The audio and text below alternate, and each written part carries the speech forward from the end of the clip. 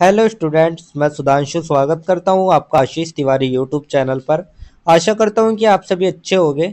मैं इस चैनल के माध्यम से आप सभी के लिए लेकर आया हूं एक वीडियो लेक्चर सीरीज जो बेस आपके ऑल यूजी कोर्सेज के फिफ्थ सेमेस्टर की 20th सेंचुरी वर्ल्ड हिस्ट्री 1900 से 1945, 20वीं सदी का विश्व इतिहास 1900 से 1945 नाम की एक इम्पोर्टेंट किताब पर, जो कि आपका जेनरिक इलेक्टिव यानी कि आपका जीई का सब्जेक्ट है। तो स्टूडेंट, अगर आप ड्यू, सोल, रेगुलर या किसी और यूनिवर्सिटी से ये सब्जेक्ट पढ़ रहे हैं तो इस सीरीज आपके लिए बहुत ही उपयोगी साबित होने वाली है, क्योंकि इसमें हम हर चैप्टर को सिंपल भाषा में समझेंगे, इंपॉर्टेंट टॉपिक्स को डिस्कस करेंगे और उनको ब्रेक डाउन करेंगे और एग्जाम पॉइंट ऑफ व्यू से भी डिस्कस करेंगे। तो स्टूडेंट, अगर आप DU, SOL, regular, NCWEB and other किसी के भी सब्जेक्ट को समझना चाहते हैं आसानी से, तो चैनल को सब्सक्राइब जरूर कीजिएगा, वीडियो को लाइक कर लीजिएगा और अपने दोस्तों के साथ शेयर करना ना भूले। एंड सोल से रिलेटेड डेली अपडेट्स के लिए आप सभी हमारा व्हाट्सअप चैनल फॉलो कर लीजिएगा। तो चलिए स्टूडेंट, शुरू करते हैं।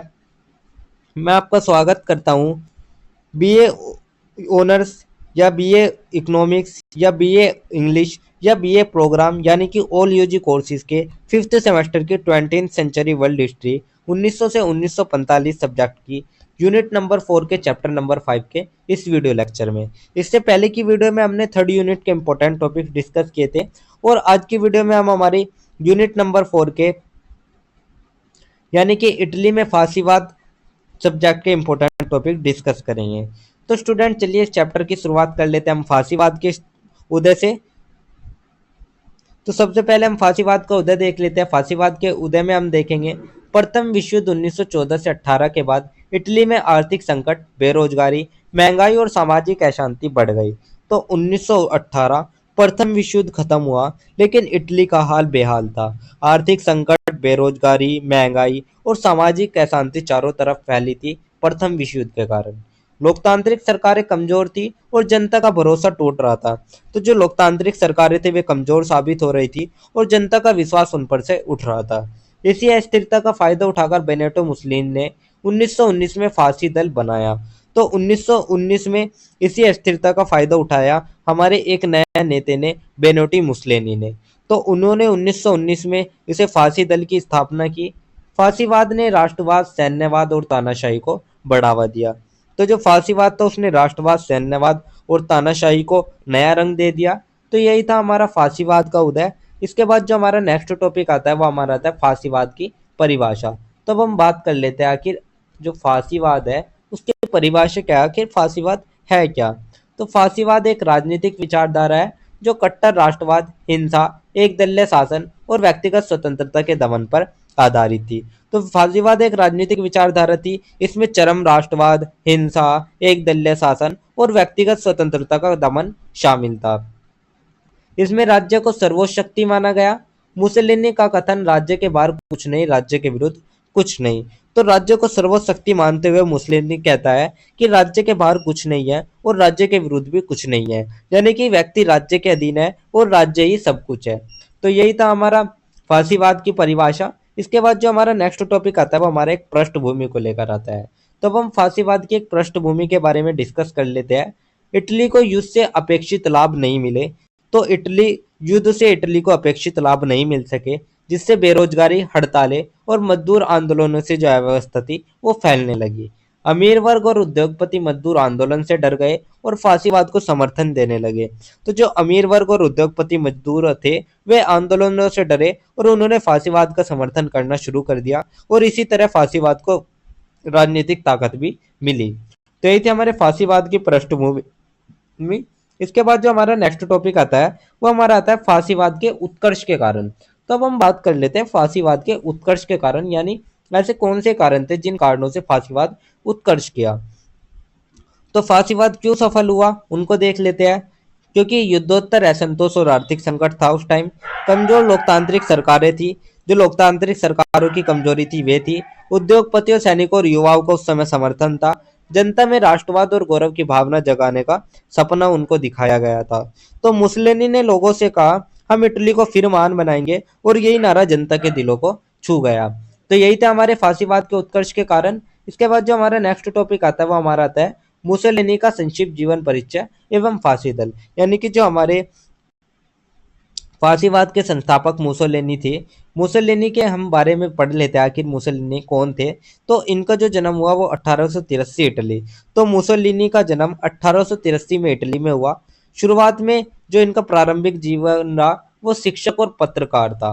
1919 में फांसी दल की इन्होंने स्थापना की। उसके बाद 1922 में रोम पर कूच करके सत्ता हासिल करी। तो 1922 में उन्होंने मार्च ऑन रोम यानी कि मार्च ऑन रोम किया और सत्ता अपने हाथ में ले ली। 1943 में तानाशाही का अंत और 1945 में मृत्यु।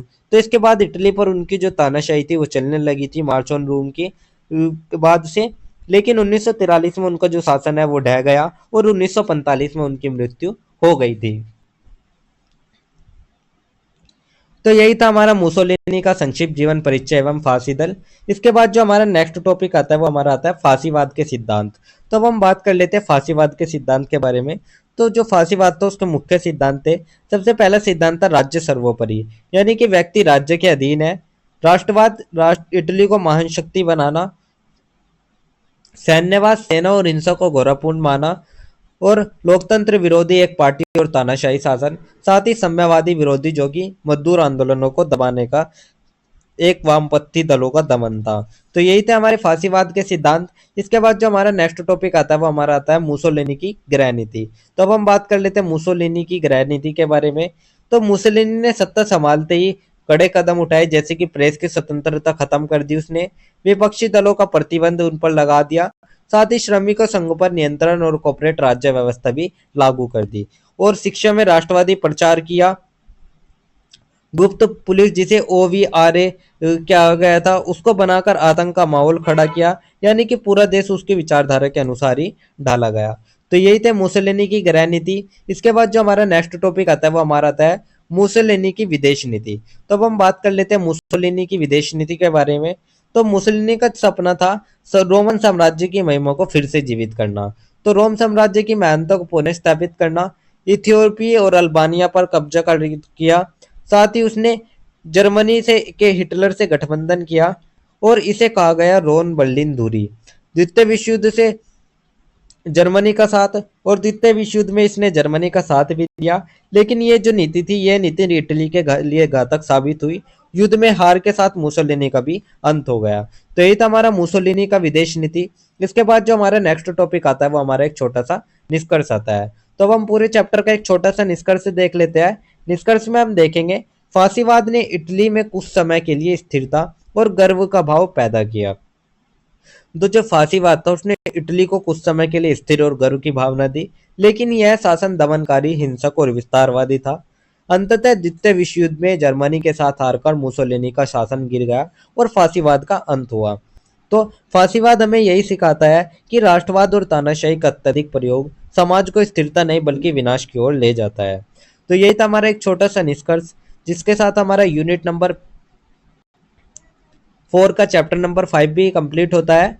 तो यही था हमारे यूनिट नंबर 4 का चैप्टर नंबर 5। इसके बाद जो हमारा नेक्स्ट चैप्टर आता है वो हमारा आता है यूनिट नंबर 4 का ही चैप्टर नंबर 6। तो अब हम बात कर लेते हैं हमारे यूनिट नंबर 4 के चैप्टर नंबर 6 के बारे में, जिसमें हम जर्मनी में नाजीवाद को डिस्कस करेंगे। तो चलिए इस चैप्टर की जो हम शुरुआत कर लेते हैं वो हम एक छोटी सी पृष्ठभूमि से कर लेते हैं। तो सबसे पहले हम एक छोटी सी पृष्ठभूमि देख लेते हैं, नाजीवाद का विकास देख लेते हैं, हिटलर का उत्कर्ष देख लेते हैं। तो इसमें हम देखेंगे प्रथम विश्व युद्ध 1914 से 1918 में जर्मनी की हार हुई। वर्साई की संधि 1919 ने जर्मनी पर कठोर शर्तें लगाई।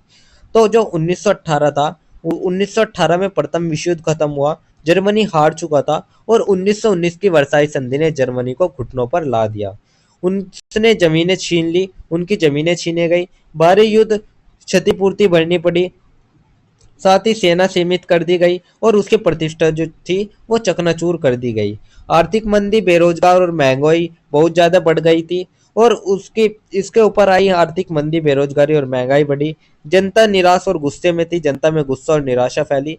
इसी माहौल में हिटलर और नाजी दल उभरे। तो यही जो माहौल था जिसमें एक नया नेता और एक नई विचारधारा जन्म लेने वाली थी वो थी नाजीवाद और उसका चेहरा एडोल्फ हिटलर। तो ये तो हमारे पृष्ठभूमि हो गई। पृष्ठभूमि के बाद जो हमारा नेक्स्ट टॉपिक आता है वो हमारा आता है हिटलर। तो अब हम बात कर लेते हैं नाजीवाद के स्थापक हिटलर, हिटलर के जीवन परिचय के बारे में। तो हिटलर का संक्षिप्त जीवन परिचय हम देख लेते हैं। पूरा नाम एडोल्फ हिटलर, जन्म 1800 1889 ऑस्ट्रिया में शुरू में चित्रकार बनना चाहते थे लेकिन असफल रहा। तो एडोल्फ हिटलर का जन्म 1889 में ऑस्ट्रिया में हुआ। युवा अवस्था में वह चित्रकार बनना चाहता था लेकिन वो उसमें असफल रहा। प्रथम विश्व युद्ध में सैनिक रहा। युद्ध के बाद राजनीति में आया और जर्मन वर्कर्स पार्टी में शामिल हुआ। तो युद्ध के बाद वो राजनीति में आया और जर्मनी वर्कर्स पार्टी में शामिल हो गया। बाद में इसका नाम बदलकर national socialist Germany workers party यानी कि नाजी पार्टी से रखा गया, जिसे आज हम नाजी पार्टी के नाम से ही जानते हैं। हिटलर ने अपने भाषणों और प्रचार से जनता को प्रभावित किया। तो हिटलर ने अपनी तीखी वाणी और जबरदस्त प्रचार से जनता को प्रभावित किया और धीरे धीरे वह जर्मन राजनीति का सबसे बड़ा चेहरा बन गया। तो यही थे हमारे हिटलर। तो ये था हमारा हिटलर का संक्षिप्त जीवन परिचय। इसके बाद जो हमारा नेक्स्ट टॉपिक आता है वो हमारा आता है हिटलर नाजी दल के उद्देश्य। तो जो हिटलर या नाजी दल के जो उद्देश्य थे उन उद्देश्य को देख लेते हैं। तो नाजी पार्टी का जो मकसद था वो था वर्साई की संधि को तोड़ना, जर्मनी को फिर से शक्तिशाली बनाना, सभी जर्मनी को एक महान राष्ट्र से जोड़ना, साथ ही शुद्ध आर्य नस्ल को श्रेष्ठ मानना, यहूदी कम्युनिस्टों और विरोधियों का सफाया करना और विस्तारवादी रहने की जगह यानी और क्षेत्रों पर कब्जा करना। यानी कि विस्तारवादी नीति जिसे हम लेब्यूनिज्म भी कहते हैं, यानी कि रहने की जगह के नाम पर और क्षेत्रों पर कब्जा करना। यानी कि जो नाजीवाद है वो सिर्फ एक राजनीति नहीं थी बल्कि आक्रामक और हिंसक विचारधारा भी थी। तो यही थे हमारे नाजीवाद या नाजी दल के उद्देश्य। तो यही थे हमारे हिटलर नाजी दल के उद्देश्य। इसके बाद जो हमारा नेक्स्ट टॉपिक आता है वो हमारा आता है हिटलर की गृह नीति। तो अब हम बात कर लेते हैं हिटलर की गृह नीति के बारे में। तो सत्ता में आते ही हिटलर ने जर्मनी को बदलना शुरू कर दिया। उसने सबसे पहले विपक्षी या विरोधी पार्टियों पर प्रतिबंध लगाया। उसके बाद गेस्टापो, गुप्त पुलिस और एसएस के जरिए आतंक का शासन फैलाया। शिक्षा और मीडिया को नियंत्रित किया उसने और बच्चों को नाजी विचारधाराएं सिखाई गई। यहूदियों पर अत्याचार, उनके व्यवसाय बंद कराए, संपत्ति छीनो, कैंपों में भेजो, ये सभी उन पर अभियान चलाए गए। रोजगार के लिए बड़े बड़े निर्माण कार्य और हथियार उद्योग को बढ़ावा मिला। तो बेरोजगारी मिटाने के लिए बड़े निर्माण कार्य शुरू किए गए और हथियार उद्योग को बढ़ावा दिया गया। यानी कि पूरा समाज हिटलर के विचारों के अनुसार ही ढाला जाने लगा था। तो यही था हमारा हिटलर की गृह नीति। इसके बाद जो हमारा नेक्स्ट टॉपिक आता है वो हमारा आता है हिटलर की विदेश नीति। तो अब हम बात कर लेते हैं हिटलर की विदेश नीति के बारे में।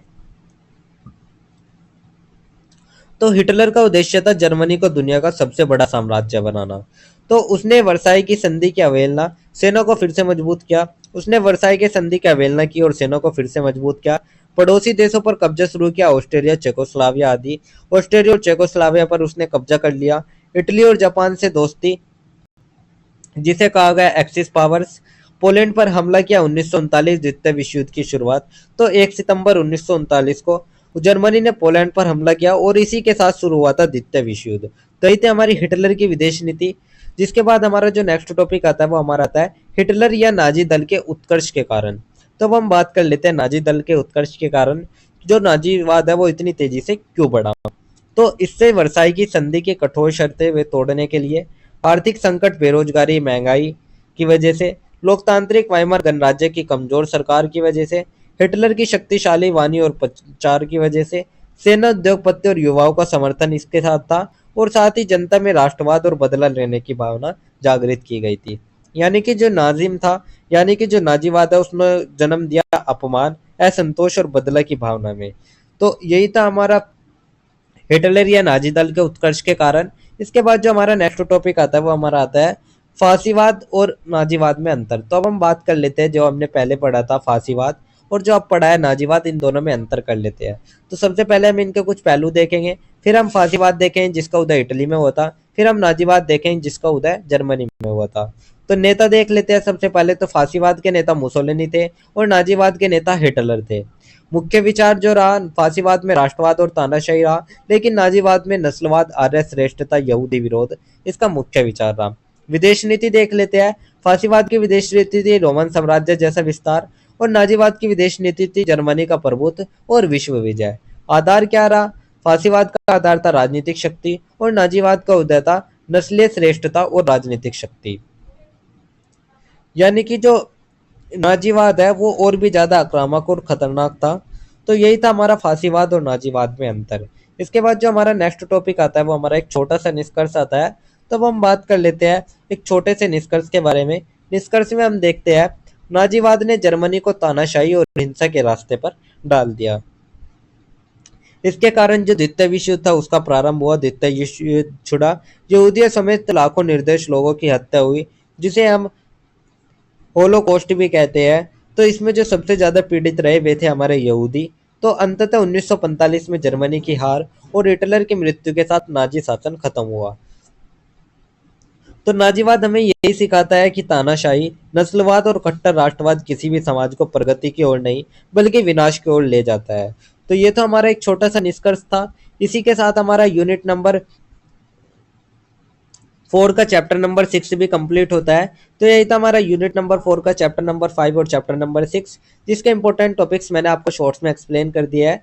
तो ये थे हमारे फोर्थ यूनिट के चैप्टर नंबर 4 और 6। तो अगर किसी भी स्टूडेंट को ये पीडीएफ या नोट्स चाहिए होंगे तो आप हमारा टेलीग्राम चैनल को ज्वाइन कर लीजिएगा, वहाँ आपको पीडीएफ या नोट्स मिल जाएंगे। एंड अगर किसी भी स्टूडेंट का किसी भी तरह का कोई भी डाउट या किसी भी तरह की कोई भी क्वेरी होती है तो आप हमारे कमेंट सेक्शन में या फिर हमारे इंस्टा पेज को फॉलो करके भी पूछ सकते हैं। डेली अपडेट्स के लिए आप सभी हमारा व्हाट्सएप चैनल फॉलो कर लीजिएगा। और अगर आपको लेक्चर उपयोगी लगा तो वीडियो को लाइक करें, चैनल को सब्सक्राइब करें और अगले अध्याय के लिए तैयार रहिएगा, जहाँ हम बात करेंगे हमारे यूनिट नंबर 4 के ही चैप्टर नंबर 7 और चैप्टर नंबर 8 के बारे में। तो आप सभी का बहुत बहुत धन्यवाद। आपका दिन शुभ रहे।